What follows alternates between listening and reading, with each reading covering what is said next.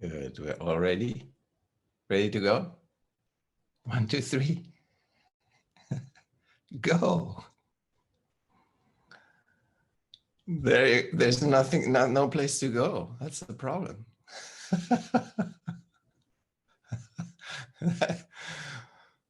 So we have to arrive here. Isn't it funny? Sometimes we make it the most difficult thing to arrive here where we are, in this place, in this moment.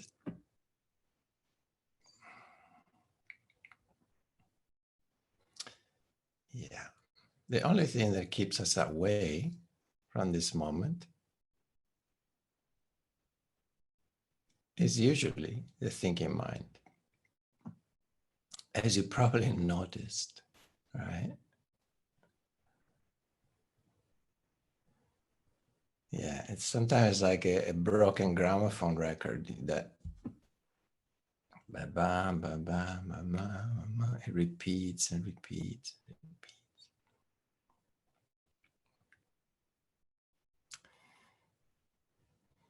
And sometimes there are challenging things or difficult decisions to take, which really stimulates the mind a lot.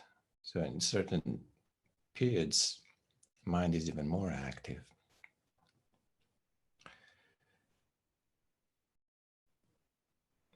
And it's not, as we were saying, there is no stop button. So how to deal with it?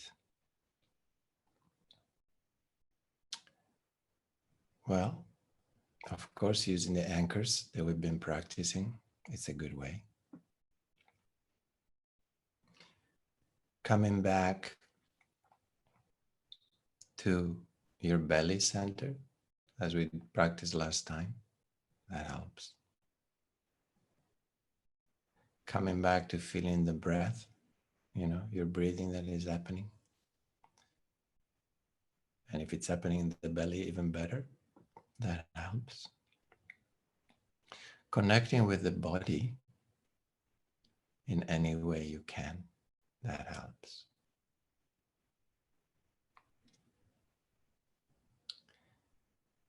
And also celebrate life. That helps a lot too. What do I mean by celebrating life? I mean doing activities that lighten up your heart.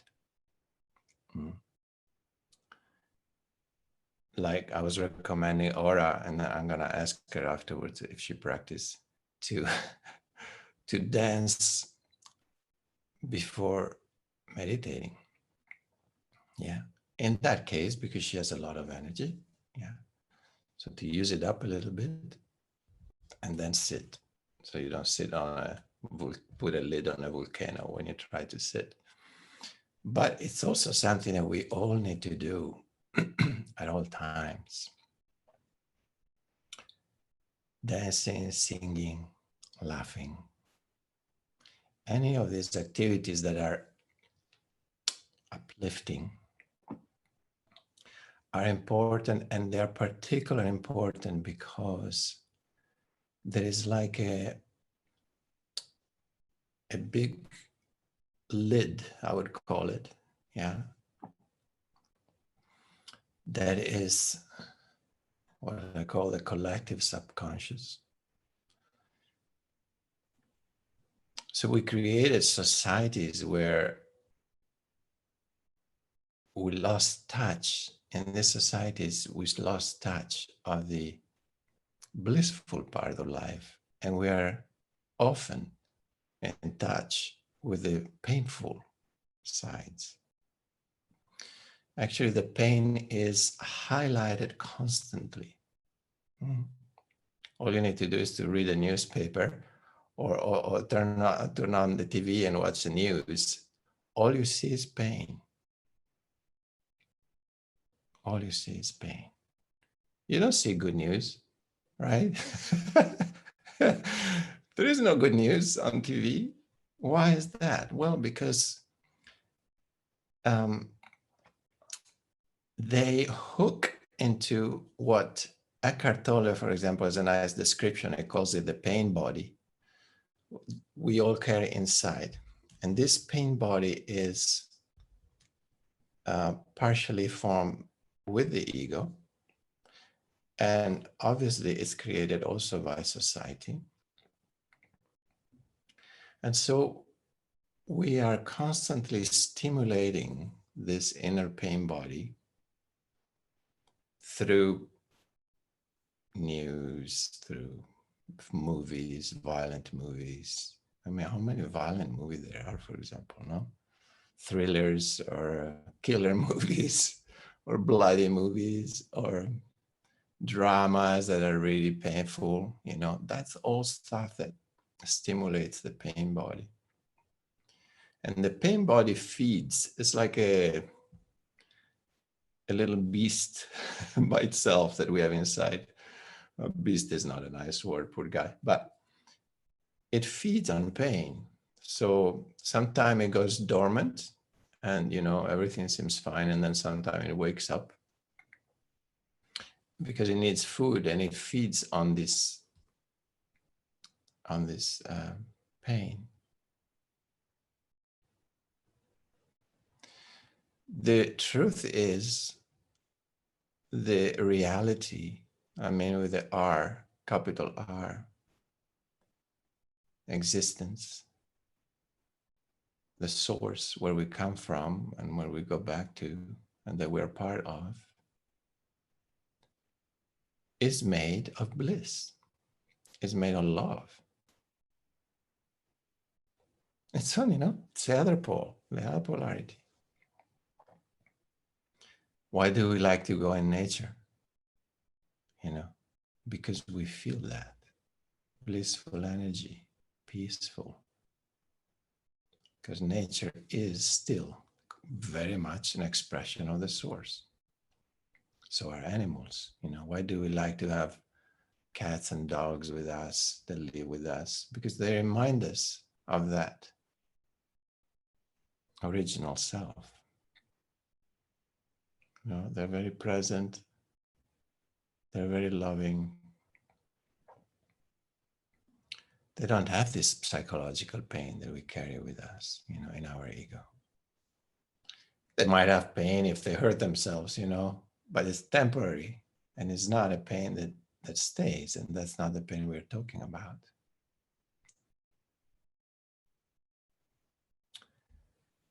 The pain I'm talking about is the psychological pain.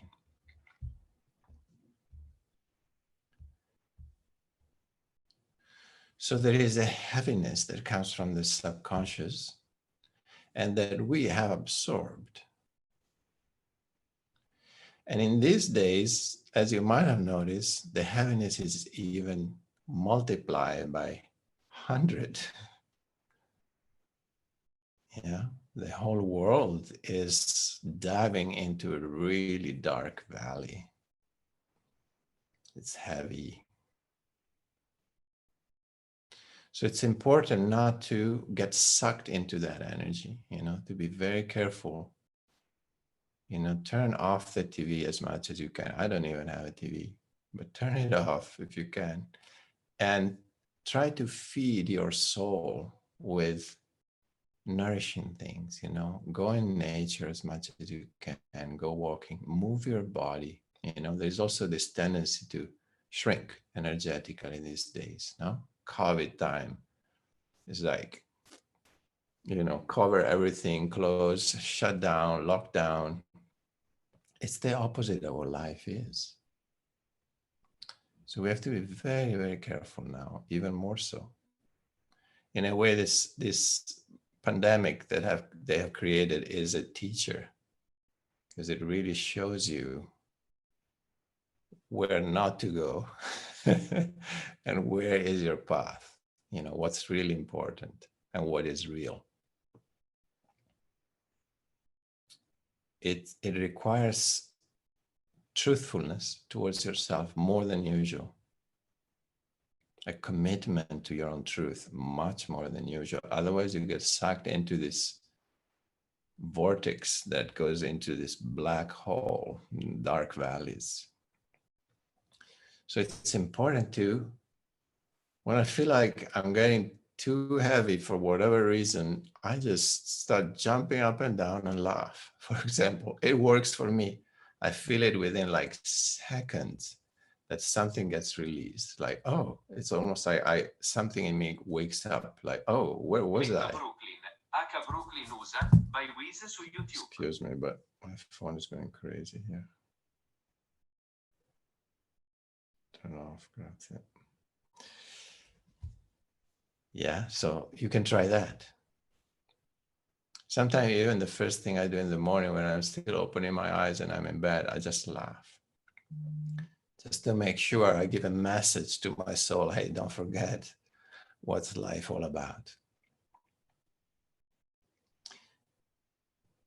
So any activities that uplift your spirits, that nourish your spirit, now is more than ever needed. Of course, being with friends that really resonate on the same frequency as you are, if you can, that also helps. It's really important. And not all of us have that option now, but it helps. Meeting here helps, of course. Listening to this crazy guy saying whatever he's saying. And then sitting together, that helps.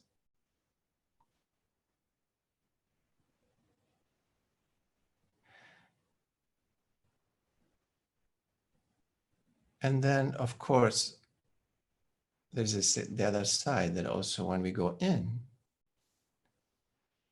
first of all, we try to, we do this dusting off of all these spider webs of collective subconscious through laughing, dancing, singing a song, cooking a nice meal, whatever gives you joy. Then it's easier to sit. Then when you sit, you can go deeper inside more easily.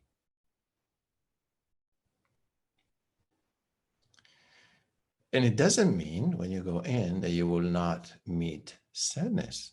You might meet a joyful space, but you might also meet some sadness arising. And I'm not saying ignore it, of course. We already talked about this. Anything that is perceived has to be allowed.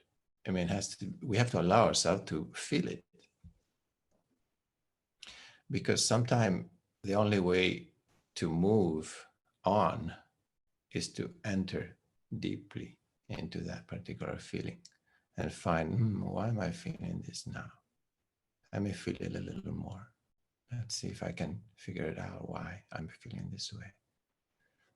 That's called self-inquiry. Very important part of our practice also.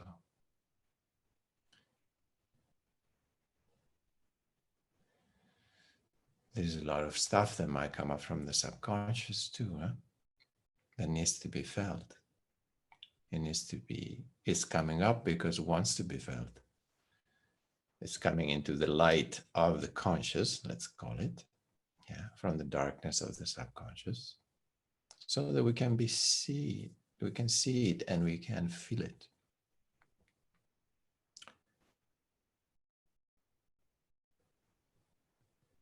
Takes just a little courage, not much.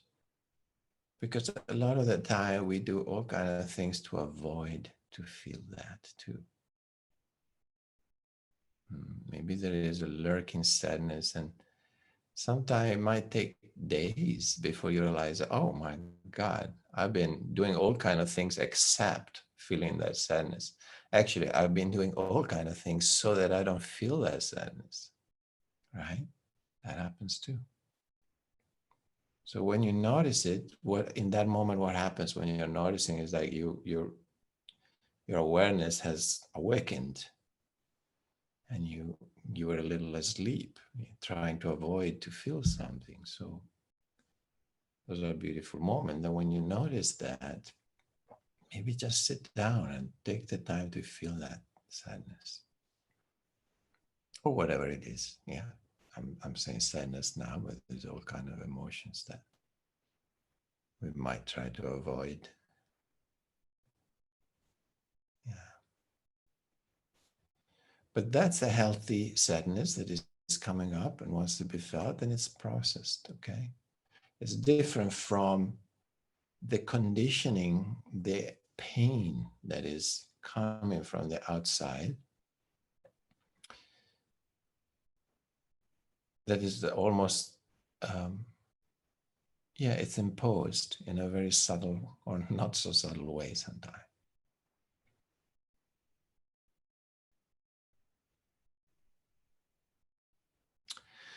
And why societies are so sick? Why are they so centered around pain and sadness and shrinking? Well, most of societies are not enlightened societies. It means they've been created by humans. They were themselves far from being enlightened. And societies, it's a system with a few people on top, even though sometimes we think we live in a democracy, but it doesn't really exist.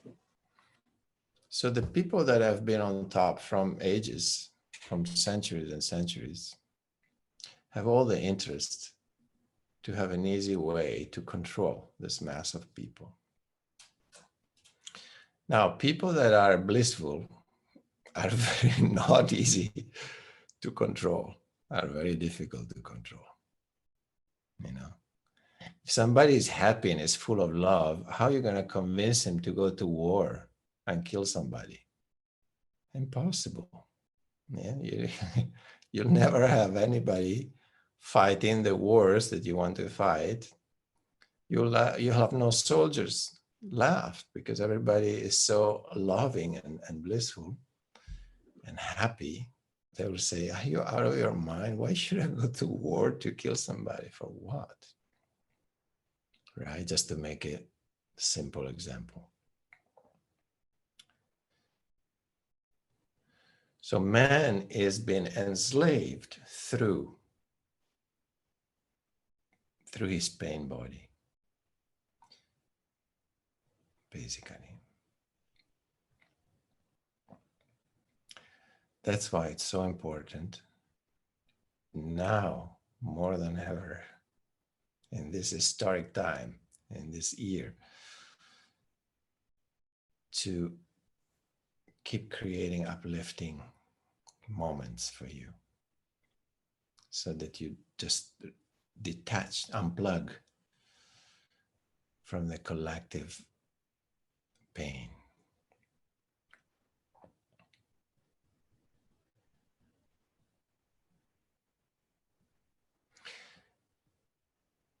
And there are moments also, the more you enter inside, where you might encounter also that space where you start feeling the collective pain even more. Because the more awake we become, the more present we become, the more sensitive we are. Yeah. Moving in and more in touch with yourself, slowly, slowly. It's like you're opening up too, energetically. You become more sensitive. You notice things more, you feel more.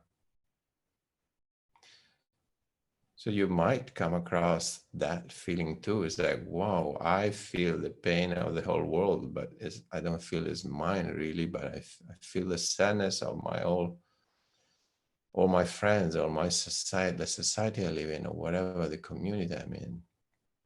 That can happen too. But it's very important to notice, well, okay, it's not yours, and don't make it yours. Just the awareness of what it is and where it's coming from. That's all it's needed. So you don't hook into it. It doesn't hook on you. It doesn't keep feeding your pain body.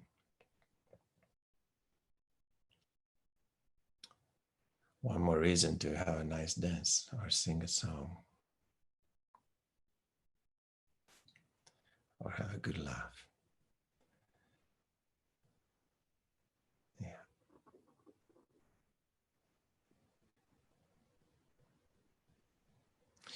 When I was with my master, Osho, the part of a good part of the day was spent, and especially before and after meditation, it was spent dancing, singing, laughing. He actually is one of the people that created what they now call laughing yoga. And in the last few years, he created a process that lasted 3 weeks. And we would spend 3 hours every morning, just 3 hours in group rooms. The first week, we would just laugh. Everybody in the room would just laugh. There was nothing else to be done for 3 hours. Not 3 minutes, 3 hours. I tell you, it's such a cleansing, incredible, you know. And of course, in the beginning, it's like you pretend, you know, and then, you know, maybe you hear somebody that makes you laugh even more, or maybe you laugh at yourself while you're trying to laugh. Something happens, and then it creates a chain. And I thought like, it cannot be, we cannot laugh for 3 hours. How is it going to happen? You know, how am I going to manage? But somehow, and especially in a group, the energy of the group carries you. We would manage. Of course, there were times that were hysterical and moments were a little more quiet, but basically that was the focus for 3 hours. You just laugh and you come out, you're just like, just like empty and light like a feather. Then the second week, for 3 hours every morning, we would just cry. For me, even more difficult. It's like, oh my God. Of course, for men it was more difficult. For women it was easier. You know, they're much more in touch with their heart and their emotions. So that was another incredible experience. Entering into the sadness, into the pain, anything that would make you sad, you will just trying to find. They would play music that was really sad. We would try everything to just enter it as much as possible in that. 3 hours for the whole week, for 7 days. The third week, for 3 hours every morning, just sit in silence. We call it the watcher on the hill. You know, just close your eyes and go in. And then that week was so deep. The silence was so deep. It was just like, boom, you know, for 3 hours, nobody would move. Simple, an amazing process. It's so simple, you know. He called it the mystic rose.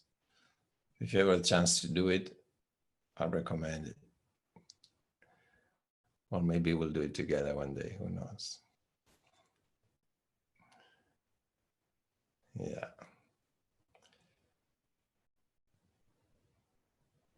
Yeah, so that was the purpose of that, huh? To go through emotions fully and totally in a way that I never did myself. You know, I never, when I did my first Mystic Rose, I was still in my like early 20s. I was still very serious. I was a serious guy, you know. I was not, laughing was not something that I was familiar with. And it was interesting. I still have this picture that somebody, a friend of mine, photographer, stood outside of the group room, and he took picture coming out from the 3 hours of laughing. And I walked out, I didn't see him, and I was putting my shoes on, and he called me and looked up, and he took a picture of me, and I still have it. And and when I saw the picture, I was like, oh my God. I had this smile, and I was so radiant, like I never seen my face like that. He was like, who is that? Is that me? And I was like, well, how beautiful. You know, I never seen that. And it really touched me. I was so grateful to have that picture taken, because it really showed me, wow, look who are you? Look who you become if you allow that. Yeah, if you allow that joy and that blissfulness to arise, I was very, dark and very contained. And so I had a lot to process still, but it was beautiful to have that experience and to see that. So highly recommend to do that in mini mystic rows by yourself every day. A little laughter, a little dance, singing, whatever makes you happy.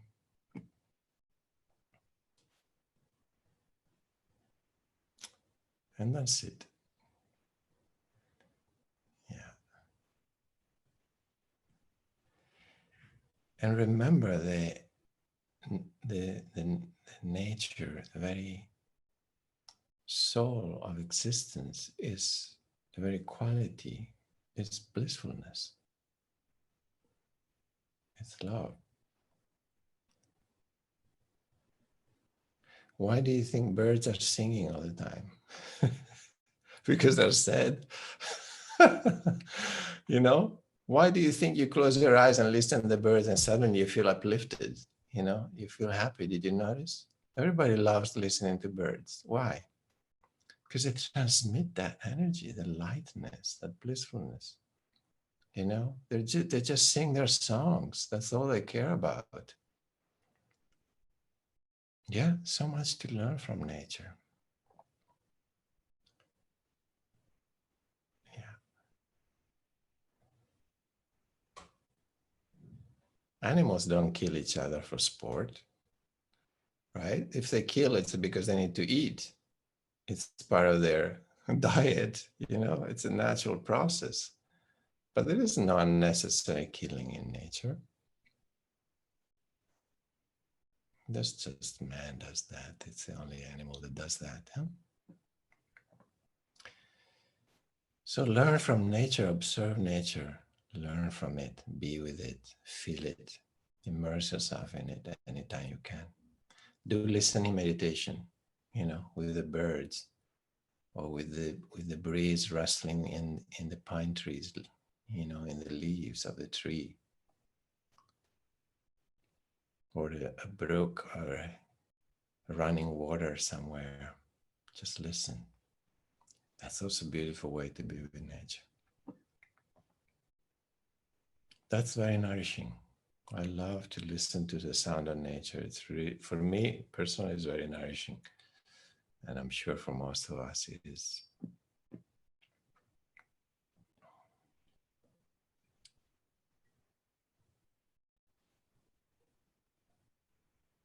Okay.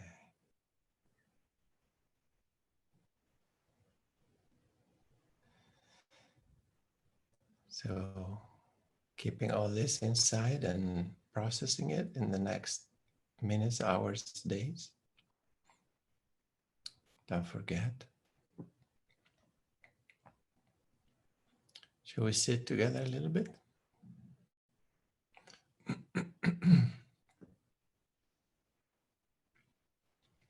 Find a comfortable position.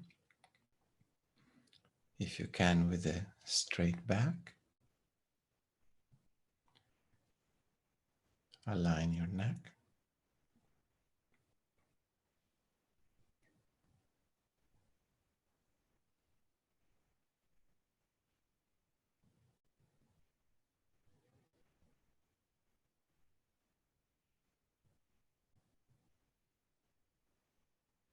When you're ready, close your eyes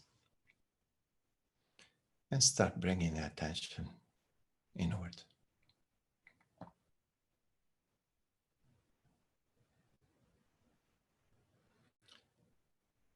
Feeling the body from the inside. How does it feel? What do you notice? What do you notice when you feel your body? Do you need a little adjustment, maybe? You do it. Is there an area that feels a little more tense than another? So you bring your attention there and see if you can release that.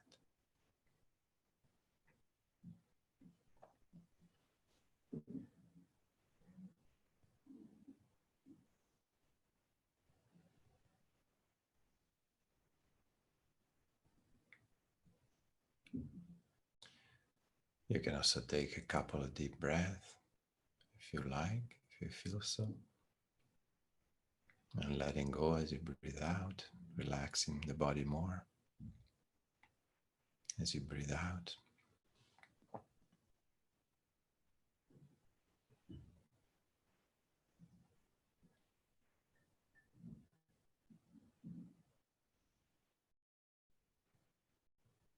And slowly becoming aware of the weight of the body.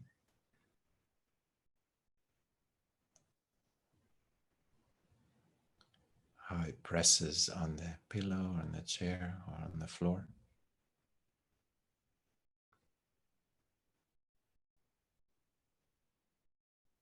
And allow yourself to sink even more downward by relaxing the body. Every part of the body relaxed falls downwards. Just a nice letting go.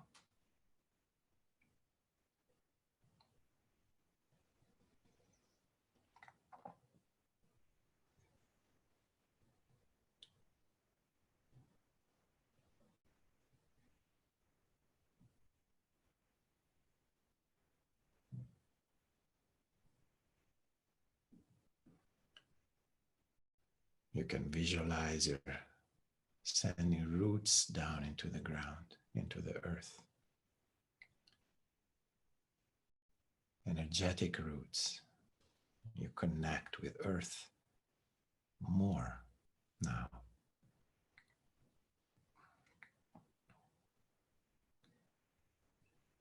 Sinking into your here.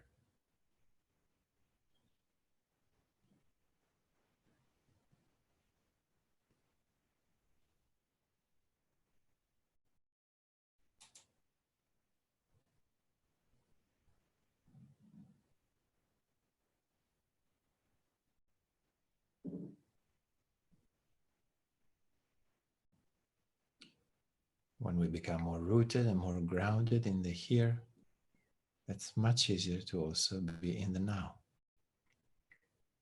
Because all the energy is moved from the mind to the physical body, to the sensation, to feeling. And so we are here and now, in this moment.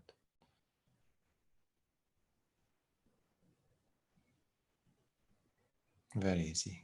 Just keep connecting with your body and with the earth energy.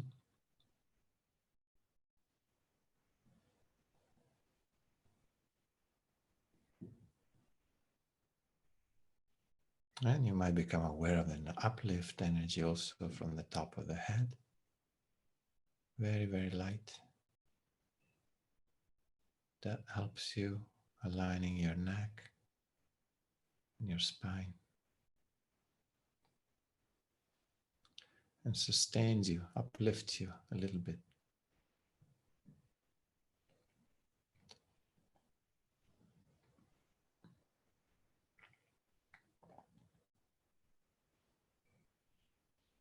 Like this, we sit like a mountain with a large base that is into the earth.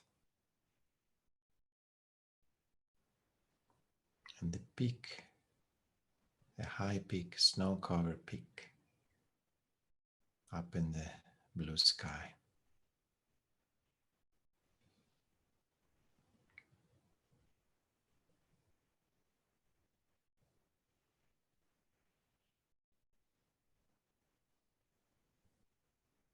Noticing the breath that is happening by itself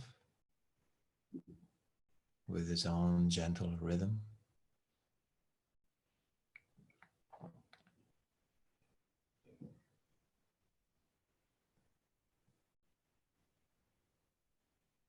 Noticing if your diaphragm is relaxed, if your belly is moving.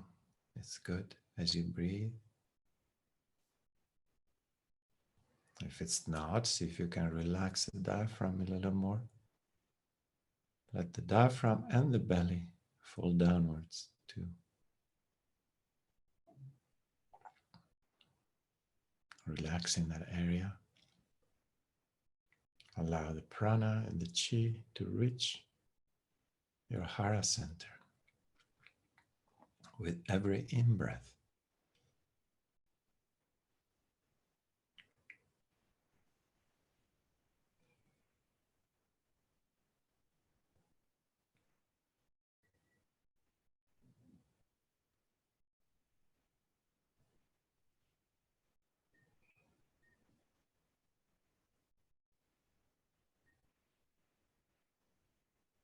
Enjoying the sensation of your belly.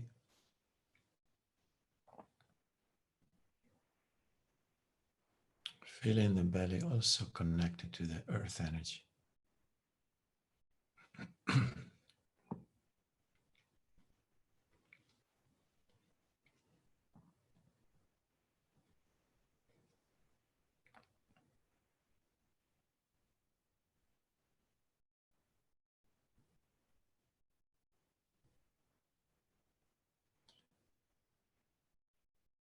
Let yourself be empty. Let yourself be present in this spaciousness, the inner space.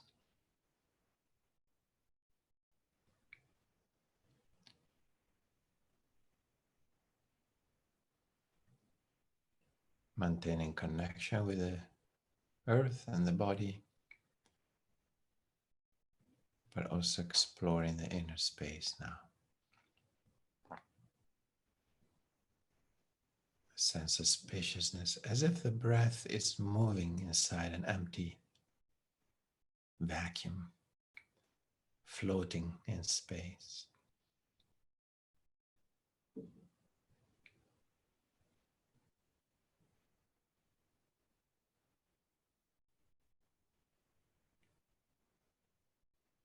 And this spaciousness is not actually empty, but it's full.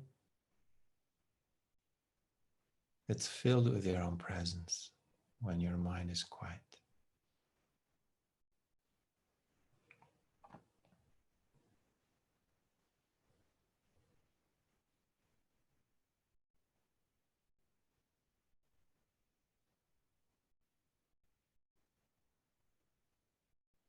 Witnessing presence.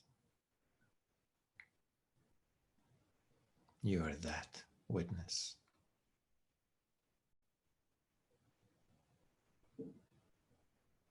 Observing, feeling,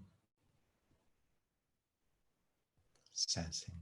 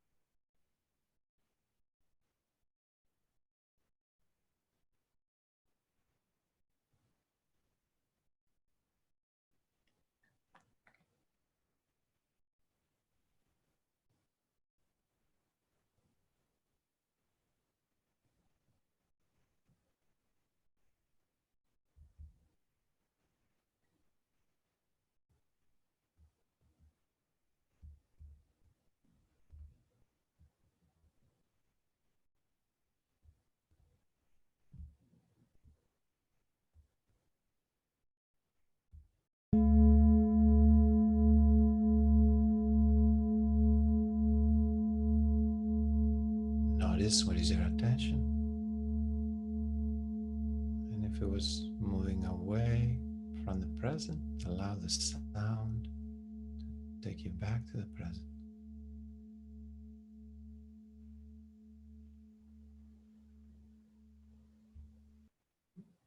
Feeling the physical body, feeling the inner body, the inner space, feeling your own presence.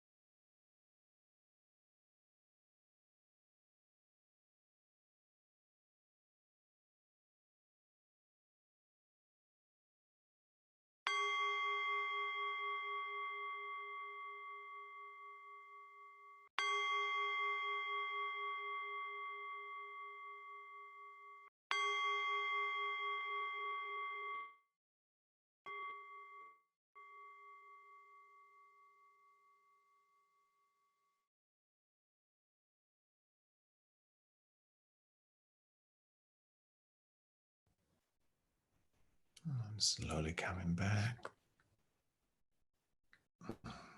Maybe a little stretch if you need to. Open your eyes when you're ready.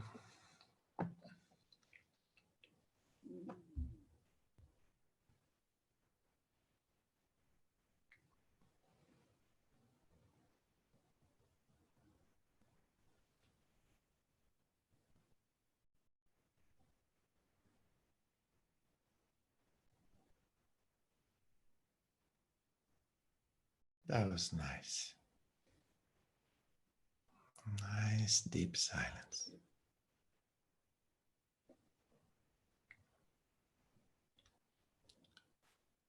With some mind intervention here and there. It's okay. Yeah, it's okay. Don't think that you have to be without a mind, that one day mind will completely disappear and stop.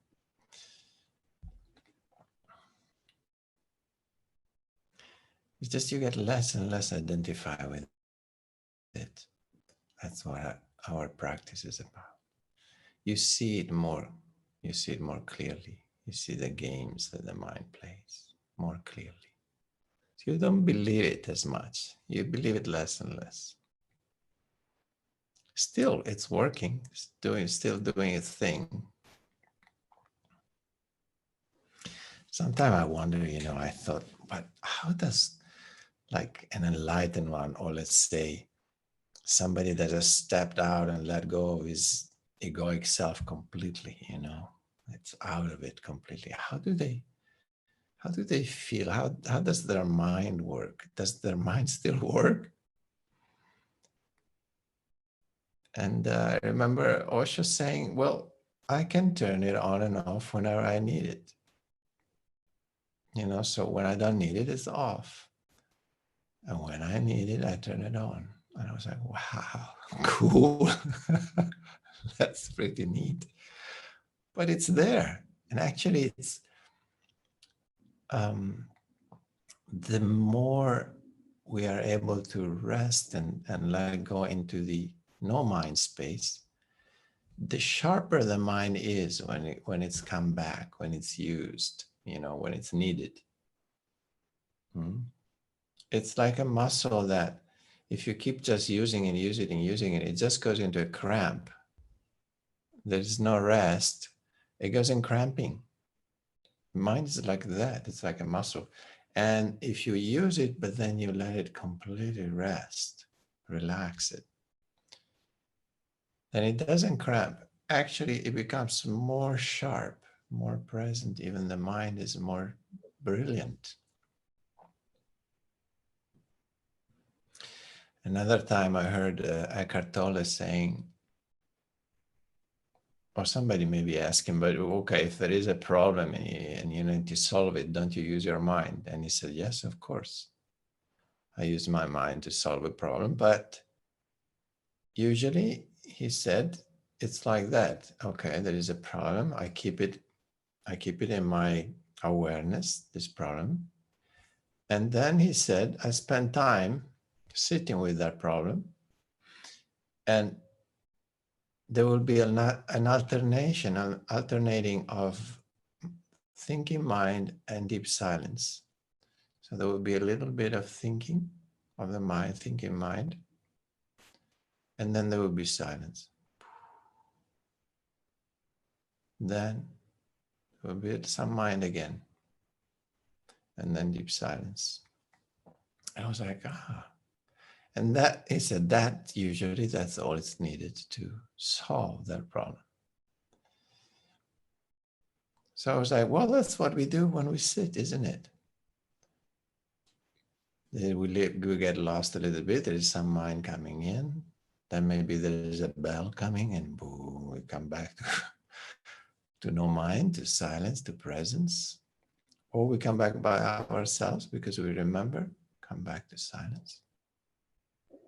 Then there will be some mind activity again. But the more those gaps between two thoughts becomes deeper and wider, the more the thinking will acquire a quality of, the mind will become more intuitive. It will have a deeper perception of things, the mind itself. It'll be sharper, a sharper mind, and more intuitive.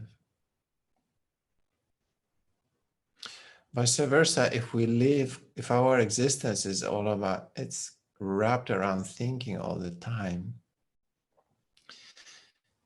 that's how, first of all, we create stress. Yeah, even physical stress is created by excessive thinking. You know, mental stress, same, of course.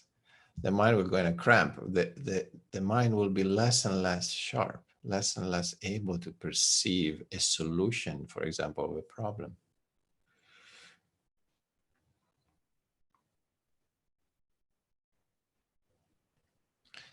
So many advantages about being able to rest into that space of no mind.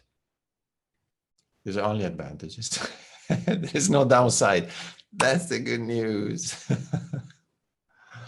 There is no downside.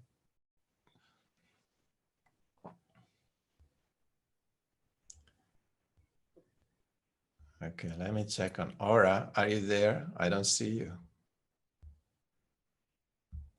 Aura, come out. There you are. Your beautiful smile. Now, I'm checking on you. Did you Yes, dance this week? I I danced, but now I'm in transit. So I got running shoes, by the way. Wonderful. Great. You mean you bought running shoes or you have them on now? No, I bought them. Ah, you didn't have them. Wonderful. Great. That's Yeah, because it's never a place to run anywhere. So now I got them. one. Well, you can practice with them. Just jump and run in place, you know. Yeah. You can jog in place and see how they feel. Okay, so that's a good first step. Buying running shoes. I'm happy. I'm proud of you. It's a good start. No dancing at all? I did You dancing did dance. on the terrace, Wonderful. even when I was sad, and then you dance and you're crying, but you're dancing. So Wonderful. Wonderful. Those are the best tears. Very good. Proud of you. Thank you for sharing that. Somebody else wants to share something?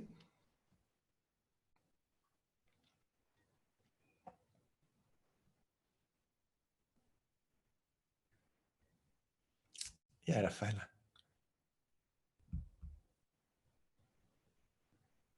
Okay. This time was like a cleaning process. Uh-huh. Today, yeah? And it was difficult week, and I was sensing how everything. Mm-hmm.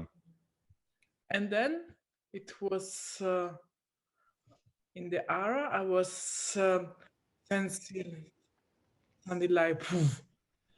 I, Like a what? Like a density? yeah. Mm-hmm. And I was thinking, am I angry? It was not was going there. It was, Yeah. and then I was thinking, no, it's life force. So it's Uh-huh. Yes.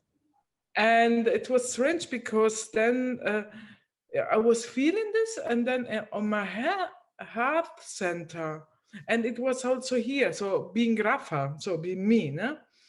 And here Being what? being Rafa? Rafaela, so Ah, no? Rafa, you, yeah.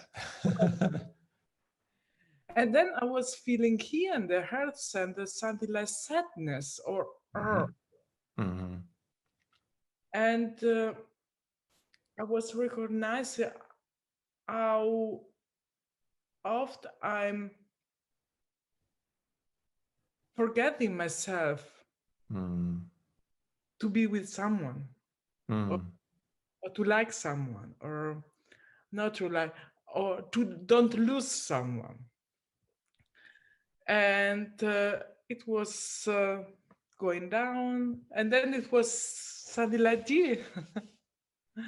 And it was because I'm not saying the thing, and because I'm not using my intuition, and it was Mm. like cleaning everything.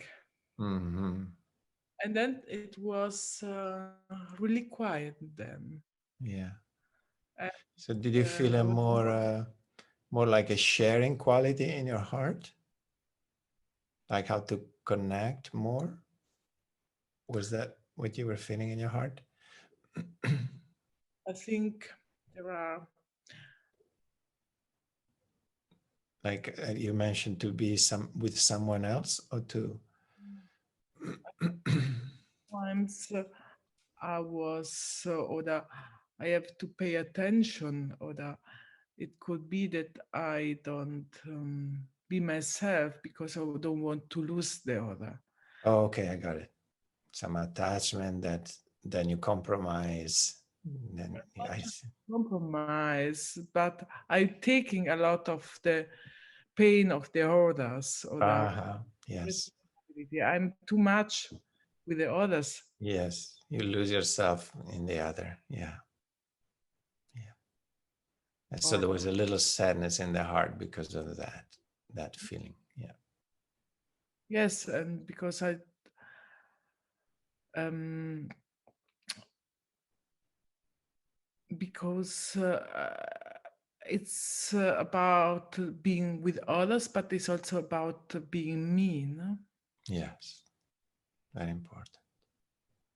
Yeah. And at the end, it was this big piece in me, and I Mm. was thinking about, wow, that's the source, no? That's Yeah. Yes. and the mind was saying that you are crazy, but Of okay. course.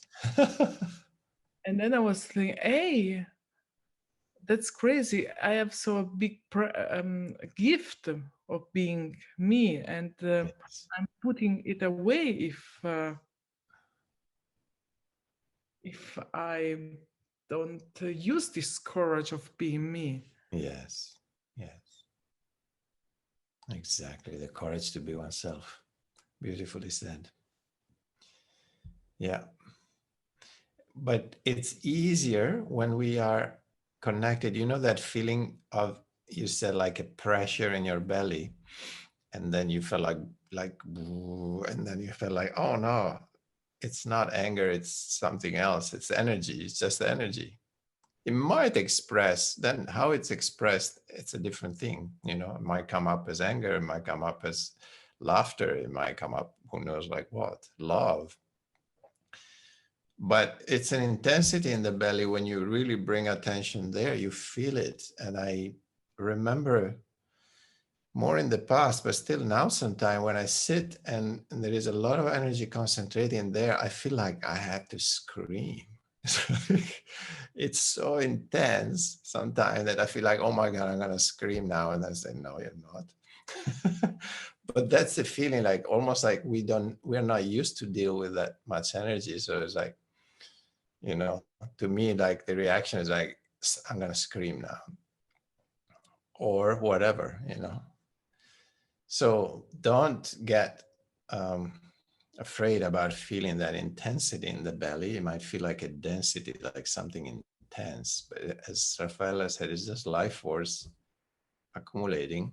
And then it gets used, and transmitted to other centers of the body. For example, it goes in the heart. And then you start feeling your heart more, and then you might feel like, the courage to be oneself, for example, or you might have an intuition that comes from that space. Then you have more intuition. It's like, oh, I feel a little sadness. Why is that? Because let me feel it. Yeah, feel like I lose myself sometime. Whatever it is, That's so and then again, it's easy not to lose yourself in the other when you have a strong foundation in your belly, when you're connected in your heart center, you cannot lose yourself anymore. It's very difficult. So the more we allow ourselves to get rooted in there, in the roots, the more we have a center. We become, it's like the weights, you know, they were the little puppets. They had a metal heavy ball inside, and you would push them and they would go like that. And then, but at the end, they were always standing because they had a weight at the base. That's what happens when you get into your heart. It's like nothing can throw you down eventually, you know. You fall standing. Whatever happens, you fall standing.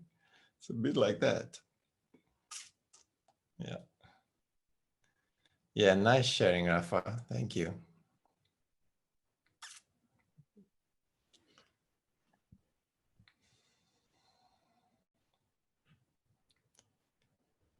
Somebody else wants to share something?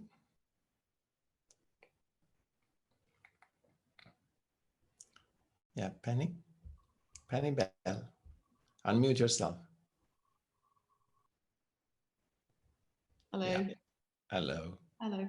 I have this really lovely experience sometimes, very briefly in my sitting, where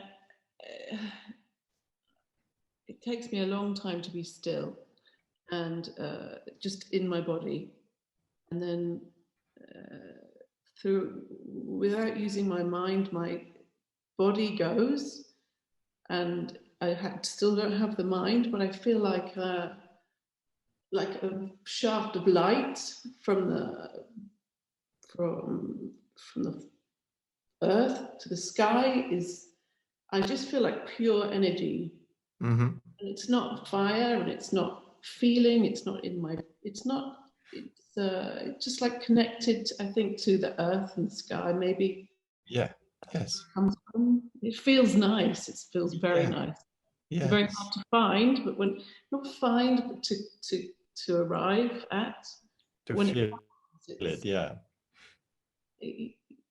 It's not out of body, it's not in body, because it's nothing to do with my body or my mind. There's something in between those spaces, it feels like. Yes, yes, it's energy. It's life force. That's also life force. Yes, that's why, yeah. It's nice. Beautiful, yeah. Thank you. Very nice. And you know, I want to address the first thing you said. You said it takes me a while to become quiet, you know? Yes.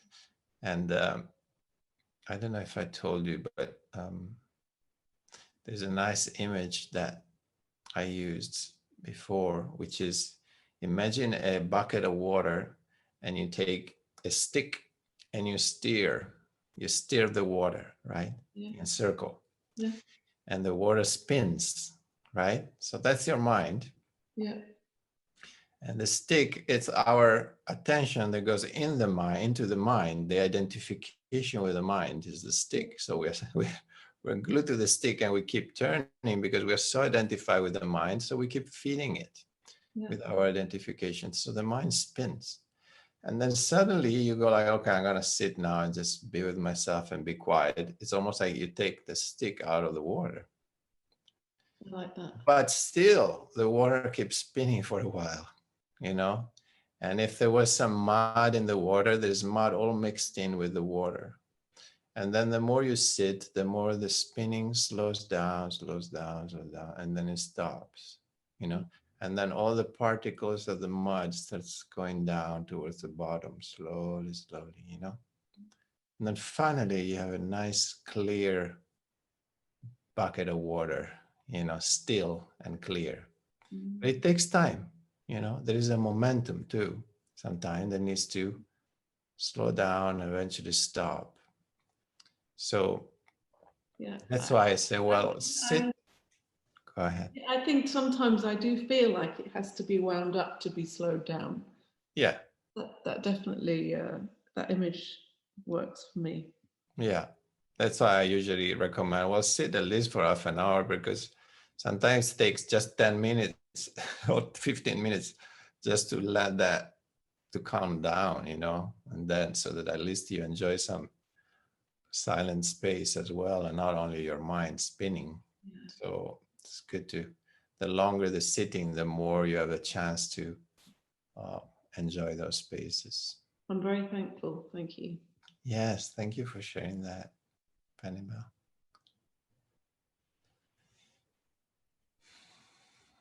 Something else? Yeah, Maria.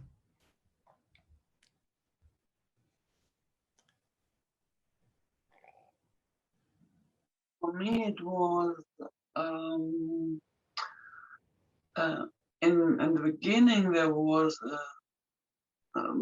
pictures, imaginations of my grandma and my mother, and there was this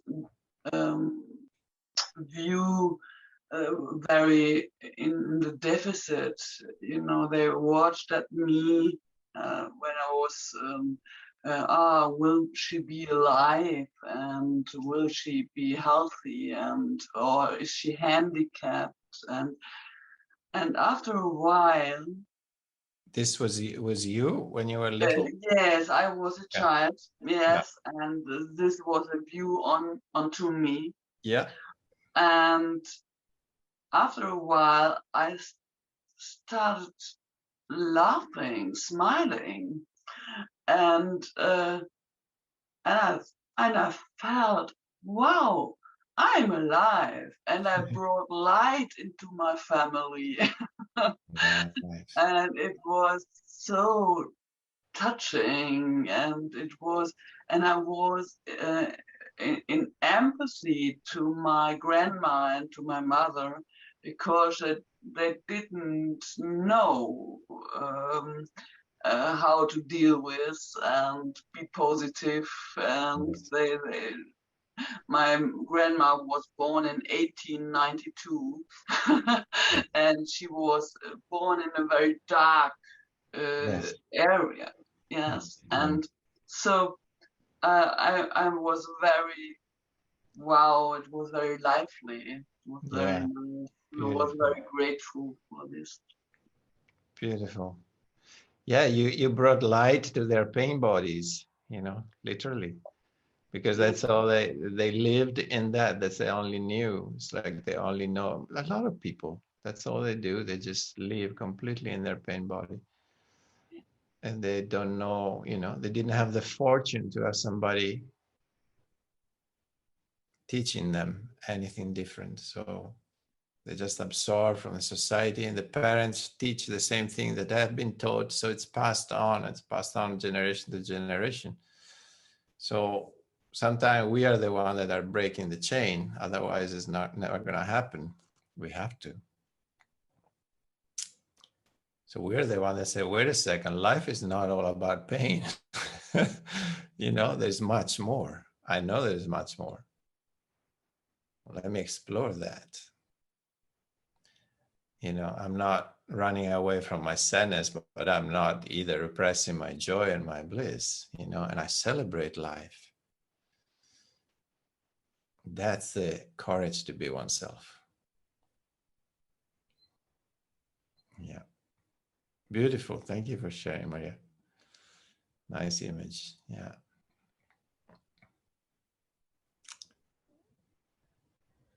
Okay. Yeah. Yeah, Abhilasha.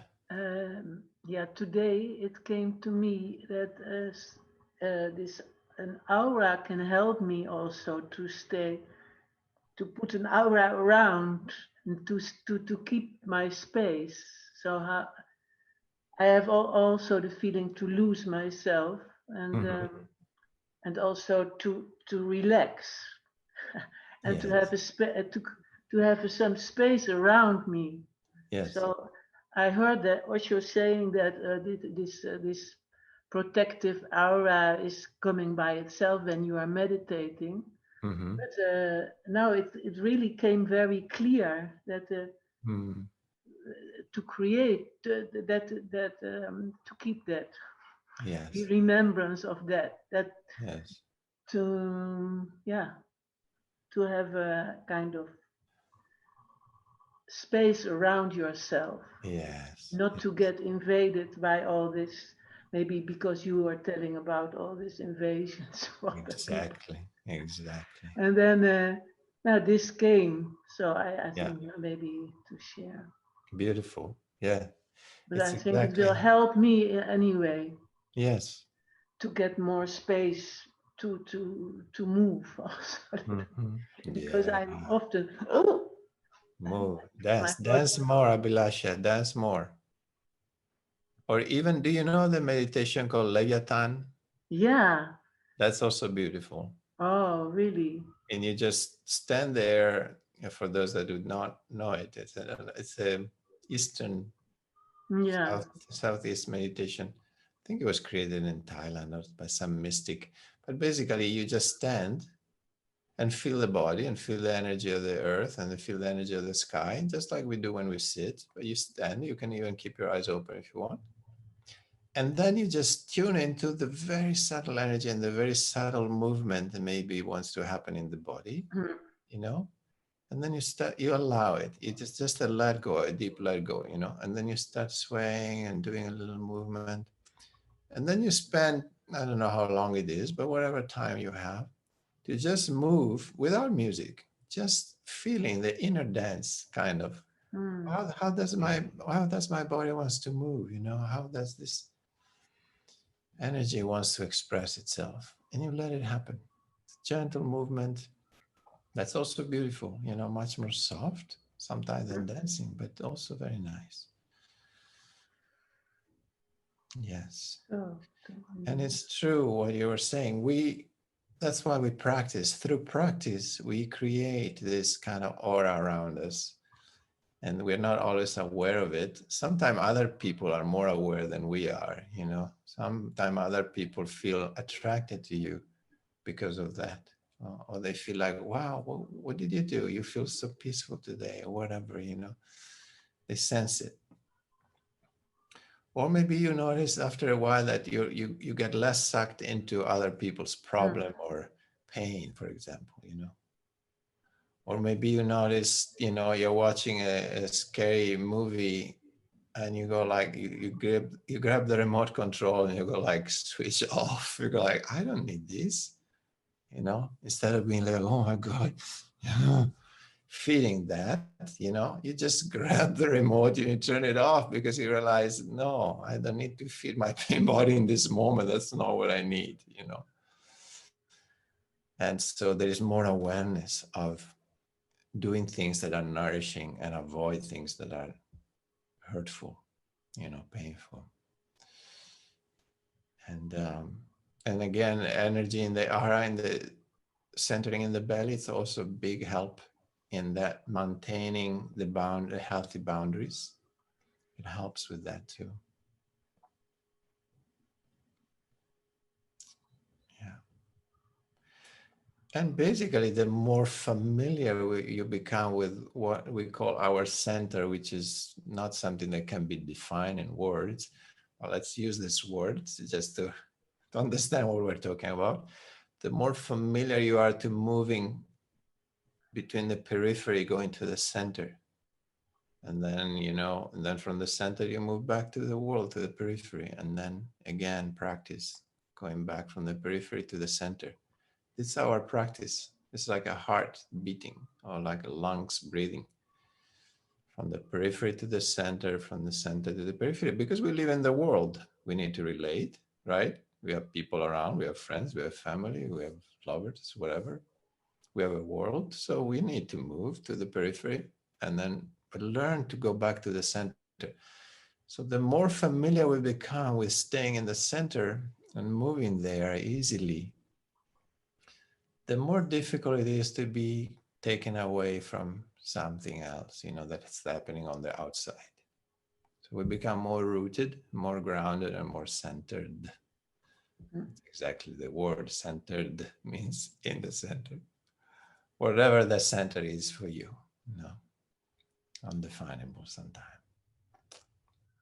So that's the practice. Yeah. Yeah. Thank you for sharing that, Abhilash. Yeah. Beautiful.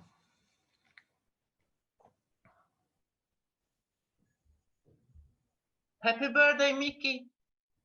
Happy birthday! Oh, Happy birthday. It's Mickey's birthday. Yes. Mickey, it's mine too. who? Yours too? Oh, wow. Oh, Happy birthday. Two birthdays at the same time. Unmute yourself, Mickey. I cannot hear you. Okay, there we are. Thank you so much. I didn't know. How wonderful to start it with a meditation with Shastra and all of you. Yeah. Fantastic. Nice. Happy birthday, Mickey and Petra. Thank you. Happy birthday, Petra. Beautiful. I'm glad you girls were born this day. Thank you. And we're glad you were born too. Hey, it's not my birthday.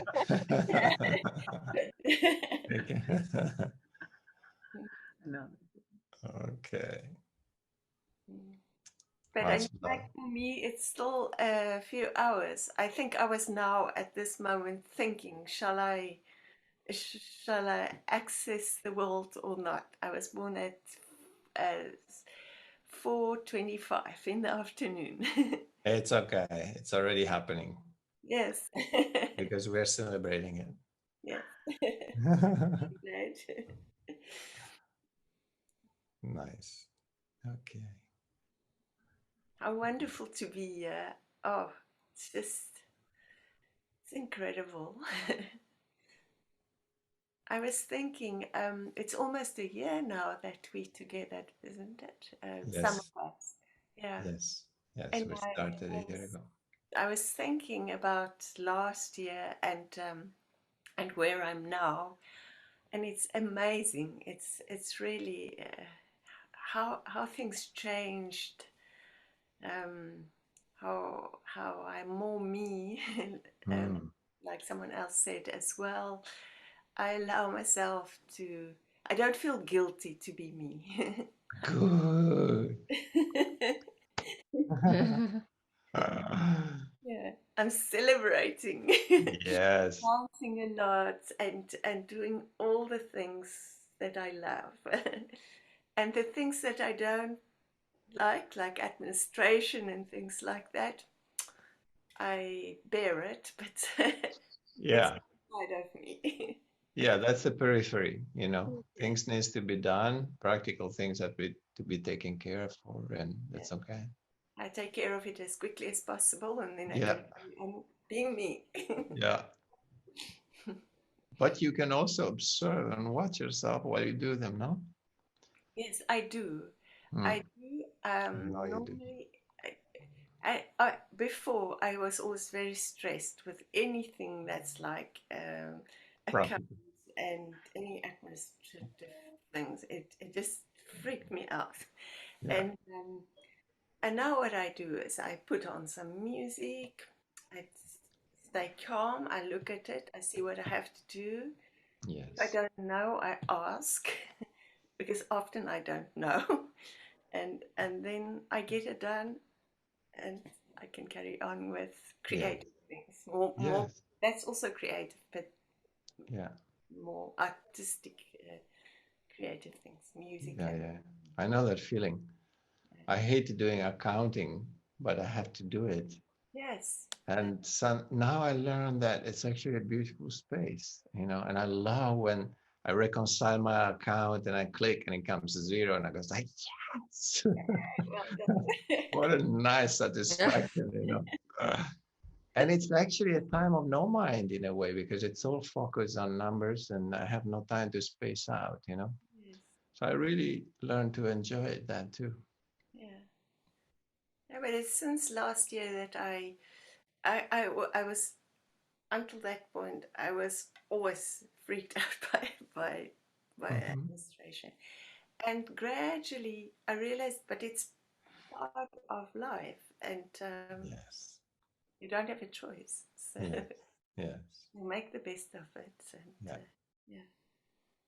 yeah, we bring presence to whatever we do, whatever, without. And then you realize, oh, it's only my inner decision that I don't like something that makes it me not liking it, you know? And Slowly, I realized, but accounting is also nice. Look, your mind is so quiet, it's true, you know? And then I started enjoying it.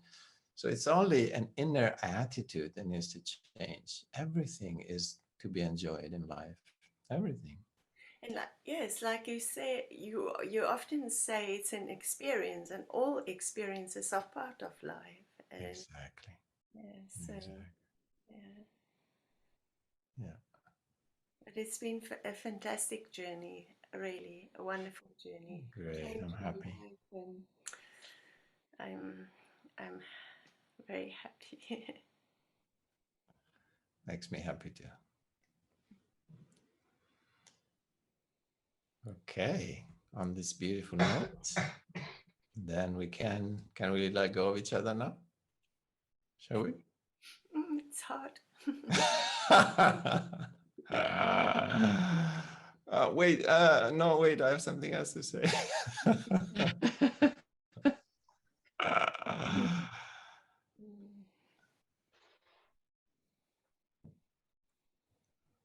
Okay. So I'll let you go. I'll let you to your practice, to your personal practice, which is your life. And we'll see each other next Friday. It's still going on. The sittings, the sessions are still happening. So take advantage while they're happening. I'll see you next Friday. Kisses, hugs. Namaste, everybody. Thank you. Thank you for being here.